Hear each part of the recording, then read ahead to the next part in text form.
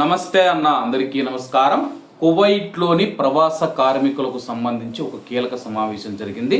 వివరాల్లోకి వెళితే విదేశీ వ్యవహారాల శాఖ, దాని మానవ హక్కుల వ్యవహారాల విభాగం మరియు public authority for man power కార్మికుల హక్కులకు సంబంధించి తాజా పరిణామాలపైన చర్చించాయి.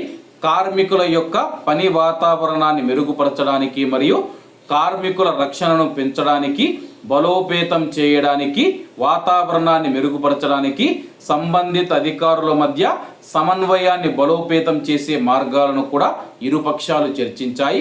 అలాగే ఈ యొక్క రెండవ సమావేశంలో మానవ హక్కుల విదేశీ వ్యవహారాల సహాయ మంత్రి ambassador Sheikha Jawaher Ibrahim Al Duwais Al Sabah గారు మాట్లాడుతూ కార్మికుల హక్కులను పరిరక్షించడంలో కువైట్ యొక్క నిబద్ధతను ప్రతిబింబిస్తూ కార్మికులు మరియు యజమాన హక్కులను సమతుల్యం చేసే విధంగా కార్మిక మార్కెట్ విధానాలు మరియు చట్టాలను అభివృద్ధి చేయడమే ఈ చర్య లక్ష్యమని చెప్పి ఆమె తెలిపారు.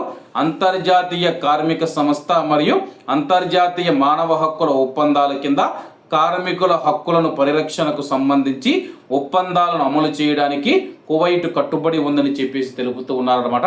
ప్రస్తుతం కువైట్లో పనిచేస్తూ ఉన్న ప్రవాస కార్మికులు ఎవరైతే ఉన్నారో వాళ్ళ యొక్క హక్కులను పరిరక్షించేందుకు కువైట్ దేశం కట్టుబడి ఉంది.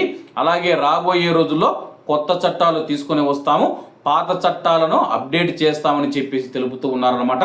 దీనివల్ల కువైట్లో పనిచేస్తూ ఉన్న ప్రవాస కార్మికుల భద్రత కావచ్చు, రక్షణ కావచ్చు, వాళ్ళు పనిచేసే చోట వాళ్ళకి ఎటువంటి ఇబ్బంది లేకుండా చూసే విధంగా చట్టాలను తీసుకువస్తూ ఉన్నట్లయితే తెలుపుతూ ఉన్నారు. మరి రాబోయే రోజుల్లో ఎటువంటి చట్టాలు వస్తాయో వేచి చూడాల్సి ఉంది. కాబట్టి అందరూ బాగుండాలి, అందులో మనం ఉండాలి. అందరికీ నమస్తే అన్న, జై హింద్.